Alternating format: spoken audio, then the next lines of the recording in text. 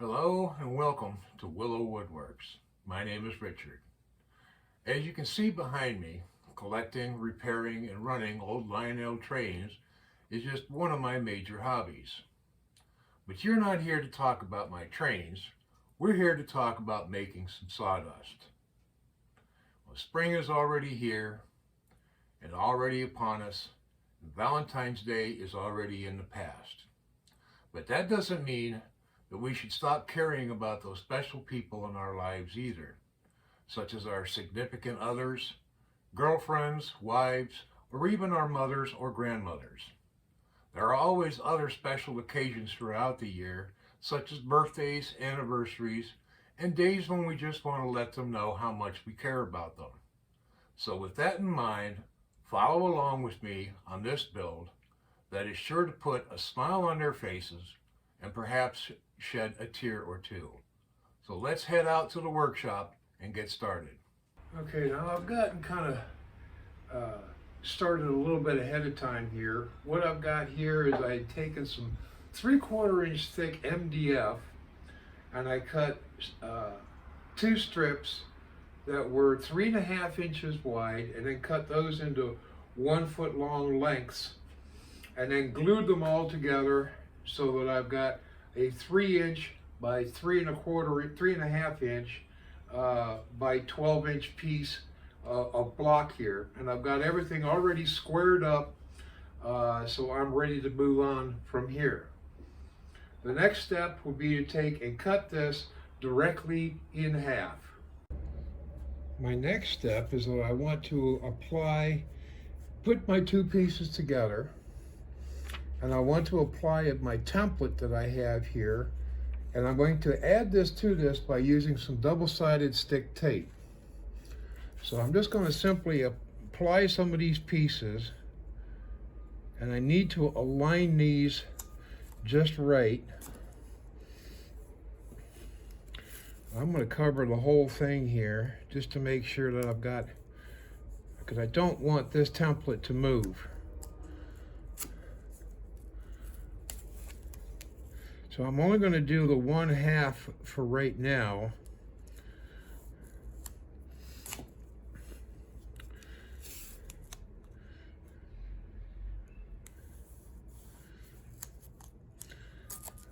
Because what I'm going to do is I need to take and line up the center of this arch up here to the center line of this hole that's going to be down here. So what I'm going to do is I'm going to align this to the first piece, get this all lined up, and hopefully I can then I'm going to lift this up, get that backing off of the first piece of double-sided tape so that I can press this down, and that will hold everything hopefully in place while I remove the rest of the double-sided tape. Now at this point, I've got the double-sided tape on the other half. You'll notice I've got this clamped together because the next step is very important, is I need to drill a hole right here all the way through both pieces side by side, and because this is split down, going to be split down the center, I don't want these two halves coming apart. I want it nice and straight to go right straight through to keep both pieces in alignment. Okay, at this point, I've made sure that I've got my drill bit is as square to the table as I can possibly make it. And now it's time to just simply drill this hole all the way through.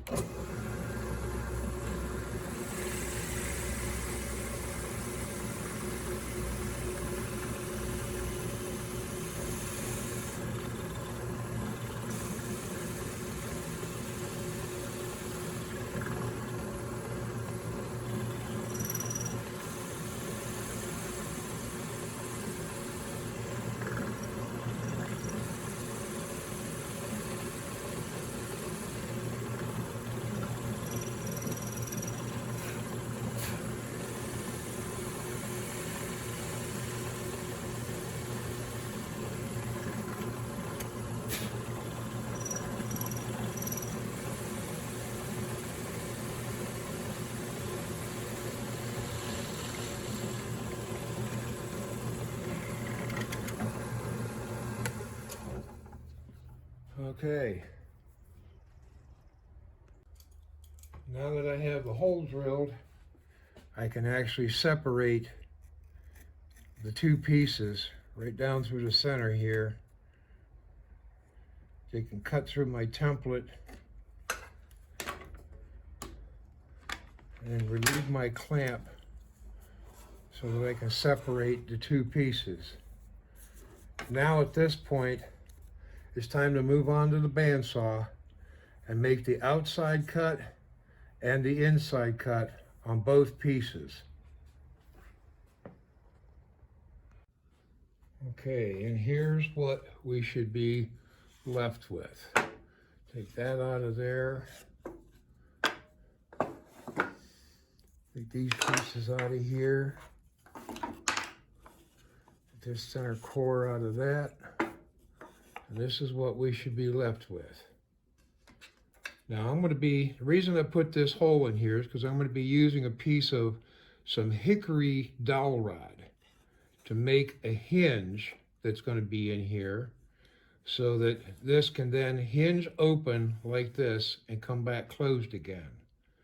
So right now I just need to smooth out these outer edges a bit in preparation for the next step. Okay, picking up where I left off before, last time I had just these pieces cut out. I've taken the time to, by hand, sand these radius corners and get everything all smoothed out. And then I went ahead, I didn't want to bore you with this part, I've added, look at this, this is some really nice maple veneer that I've added to the outer surface of this and got this nicely flushly trimmed all the way around on both sides. And even when you put the pieces together, I've had my pin in there right up here at the peak, you know, I'm sure you probably can't see it, but right up here at the peak, you know, this falls right into place just like it should, or like I was hoping for. So that worked out pretty well for me. So now the next step from here is we need to make some end caps for this whole thing. And what I've got here is some nice walnut.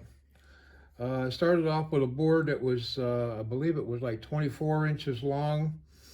It was 3 inches wide, and I cut 4 pieces that are, I believe this was 5 1/4 inches in length. And as you can see, I've got these taped together here, right in the middle, because my next step is I need to drill some holes right on this center line. I need to drill a hole down here, a 3/8 hole, to match the 3/8 hole that I have in here.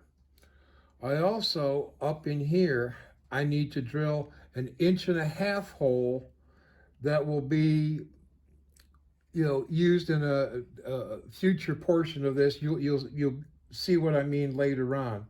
But the next step is to take and get this hole drilled and our 1.5 inch hole drilled. And now that's only going to be on the front side of this. On what will be on the back side, the opposite side of this, I'll just have the 3/8 hole at the bottom, and there won't be a hole up here. So all I'll need to do is just the bottom 3/8 hole on that. So next place to go to is the drill press. Okay, here what I've got is I made up this little spacer block here that's exactly 1 3/4 so that I can put this in here. I've got this all clamped down in place. I got everything located already. I'm using that as a spacer so that I can put this in here, be able to drill this hole, and then when I get ready to drill the 1.5 inch hole, all I have to do is remove the spacer, slide this down, and drill my hole. So that's the next step in this whole process. We'll get this thing drilled out and the other piece drilled out, and we'll go from here.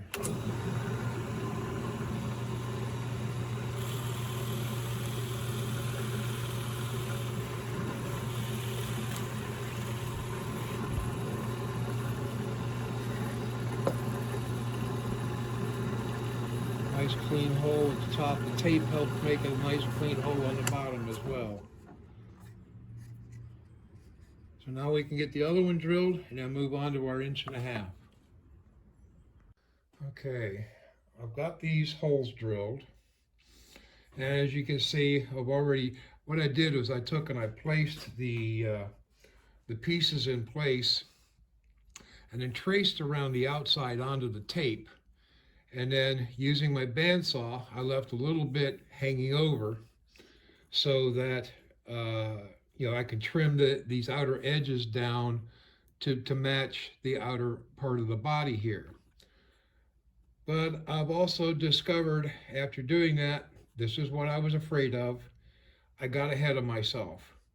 I forgot to do one very important step. And that was there was a hole that needs to be drilled here and here for some pins that need to go in there. And that has to be on the bottom pieces, the end caps as well. I should have done that before I cut out on the bandsaw. So now I've got to come up with a solution. Okay, here's my solution to my problem.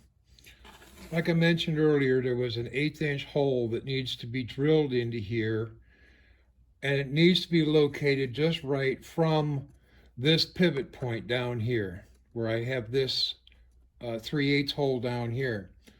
So what I've done is I took my 3/8 Forstner bit, put it in here, lined up the center of the bit with the edge of this piece here, and then drilled this hole down in here. And I took a piece of my hickory dowel and put it in there. Now I can use that to locate from here, and then very carefully measured out and in this way for my hole. This way, if there's any discrepancies from this bottom edge, which I originally thought I might be able to use, I was concerned that perhaps I didn't line up the two halves just right on the bottom, but I need to make sure that this hole is in the same spot in relationship to this hole.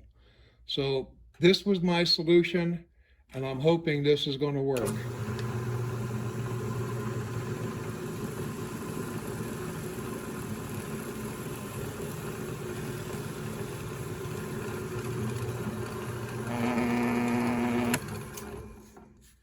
So there's my first hole, and that's looking good. It fell right into my scribed marks, right where I wanted it to be. And all I can do now is go ahead and drill the other holes in the other pieces so that I can then move forward from there. Now that I have all of these holes drilled, it's time to take and glue these pieces to here, keeping everything in alignment. So I can use a piece of my hickory dowel rod here to make sure that this edge lines up, and then line up this face up here so at the top, so that I'll have everything in alignment and get that glued in place. Once these pieces are glued in place, then I can focus my attention on these outer edges here and trimming them down so that they fit nice and flush and even with the outer part of the body. Well, unfortunately, the remaining video footage that I had of this project has somehow mysteriously disappeared. So the best I can do right now is to move forward with some photos I've taken. Here I've got the internal box that will be inside the heart-shaped box. This is made from some 1/4 inch thick cherry material that, as you can see, has been assembled by using nothing more than a simple rabbeted butt joint.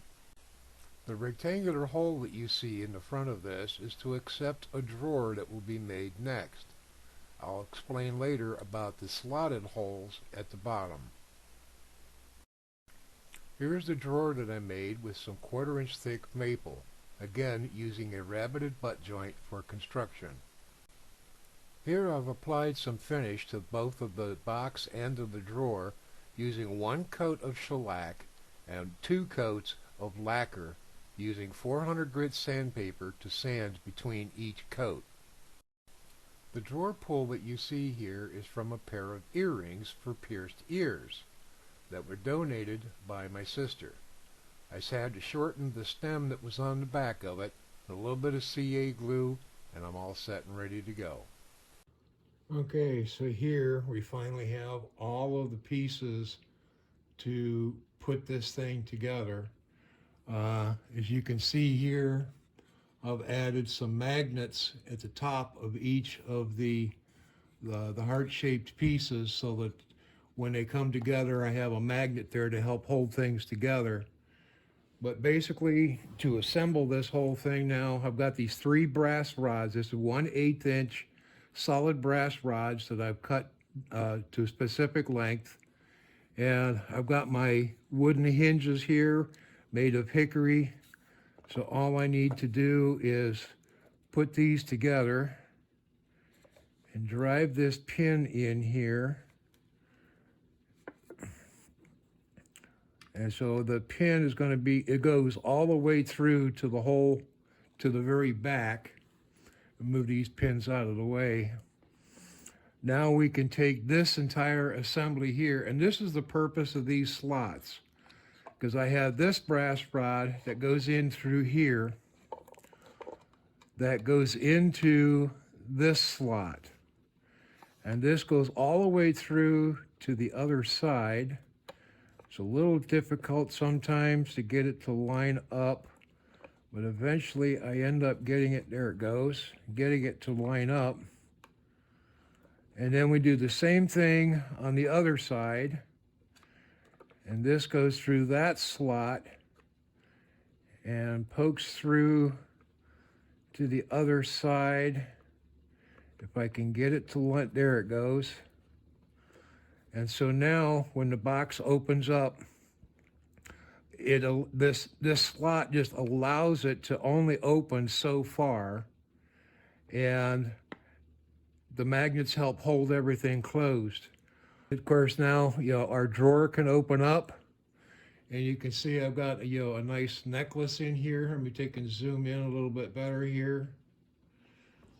Adjust the camera here a bit, and then for a final touch, we got this nice little white cloth to put in here, and then we can add a nice bud of a rose to set down in there, and that should make a very nice gift for any woman.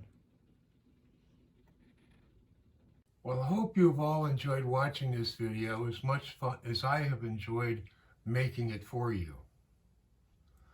Now, I have to give a great big shout out to one really great guy, and that's Daniel Hammis of Bearded Viking Woodworks. Daniel, without your words of encouragement, your inspiration, and just believing in all of us, I don't think this project would have been possible. So from my heart, I deeply thank you. So go check out his video. I'll leave a link in the description to his channel. You won't be disappointed. So if you've really enjoyed watching this video, please hit that like button and subscribe for any future videos. And have a great day and make some sawdust.